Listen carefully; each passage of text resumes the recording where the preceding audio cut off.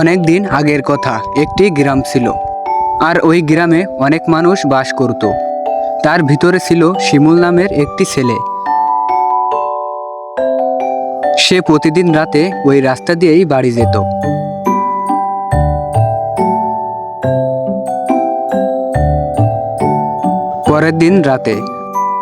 পরের দিন সন্ধ্যাবেলায় শিমুল নিলিবিলি ওই রাস্তা দিয়ে হেঁটে যাচ্ছিল। কিন্তু পিছন থেকে হঠাৎ একটি গাড়িতে শিমুলকে মেরে দিয়ে চলে যায়। শিমুল সেখানেই মারা যায়। শিমুলের আজ থেকে আর বাড়ি ফেরা হলো না। কিন্তু হঠাৎ করে সেখানে কিছু একটা ঘটে গেল। আর কিছুক্ষণ পর সেখানে একটি দৈত্য বেরিয়ে চলে আসলো। আর তখন সেই দৈত্যটি বলতে থাকে, আমাকে এমন দেখাচ্ছে কেন? আমি কি তাহলে আর বেঁচে নেই? এখন আমার কি হবে? আমি আর কখনো মানুষ হতে পারবো না। আমি এর প্রতিশোধ নেবই নেব। এরপর দৈত্যটি সেখান থেকে উড়ে চলে গেল। এদিকে লোকটি কিছুই জানতো না শিমুল একটা দৈত্যেই পরিণত হয়েছে। সারাদিন অনেক পরিশ্রম করে লোকটি শুয়ে আছে। এদিকে দৈত্যটি এই গ্রামের একটা গাছে থাকবে বলে সিদ্ধান্ত নিল। আর সে বলল, আমি কি দোষ করেছিলাম যে তার কারণে আমার এই অবস্থা? আমি এই গ্রামে কাউকে ছাড়বো না, সবাইকে ভয় দেখাবো। হা হা হা হা হা। এরপর দৈত্যটি গাছের ভিতরে ঢুকে গেল।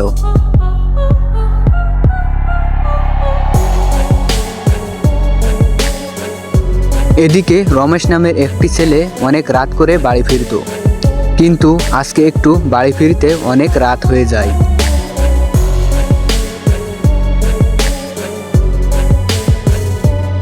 রমেশ কিছুটা পথ গিয়ে দাঁড়িয়ে যায়। আর সে তখন বলে,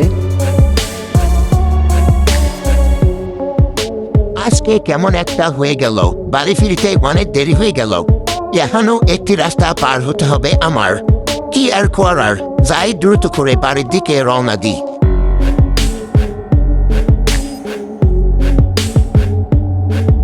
এদিকে লোকটি ওই রাস্তা দিয়েই যাচ্ছিল।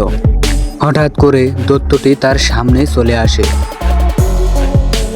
রহিম দৈত্যটি দেখে অনেক ভয় পায়। তার সাথে আগে কখনো এমন ঘটনা ঘটেনি। কিছুক্ষণ পর দৈত্যটি বলে, এই যে তুই এত রাতে কোথায় যাচ্ছিস? আমি যে তোকে আমার সাথে আজকে নিয়ে যাব। এই কথা শুনে রহিম তো অনেক ভয় পেয়ে যায়। তারপর রহিম বলল, আরে দূর তো, আমি তোমার কি ক্ষতি করেছি? আমি তো তোমাকে কিছুই করিনি, তুমি আমাকে ছেড়ে দাও। কিন্তু বৎস, আমি যে তোকে ছেড়ে দিতে পারবো না, আমি তোমাকে আমার সাথে নিয়ে যাব। এরপর দানবটি জাদু শক্তি করে রহিমকে সেখান থেকে নিয়ে চলে গেল। এভাবেই প্রতিদিন একটি করে মানুষ গ্রাম থেকে হারিয়ে যেতে থাকলো। এই গ্রামে থাকতো একটা হুজুর। সে সবকিছুই জানতো। আর সে বলল, না, এভাবে চলতে থাকলে তো আর হবে না। আমাদের গ্রামের মানুষ তো অনেক কম হয়ে যাবে। ওই দৈত্যকে এই গ্রাম থেকে তাড়িয়ে দিতে হবে। আমি আজ রাতেই যাব ওই রাস্তায়।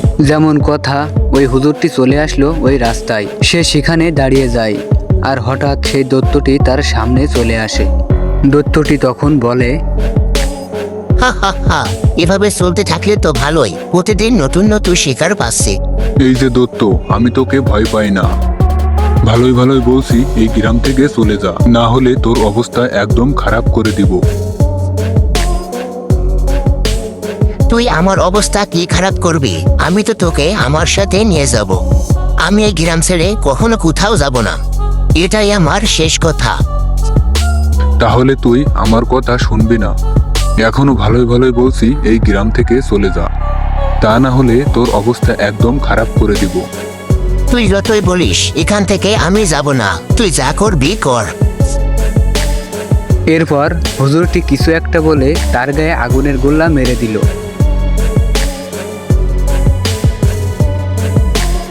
তখন দৈত্যটির গায়ে আগুন ধরে যায়। আর দৈত্যটি সেখানে চিৎকার করতে থাকে,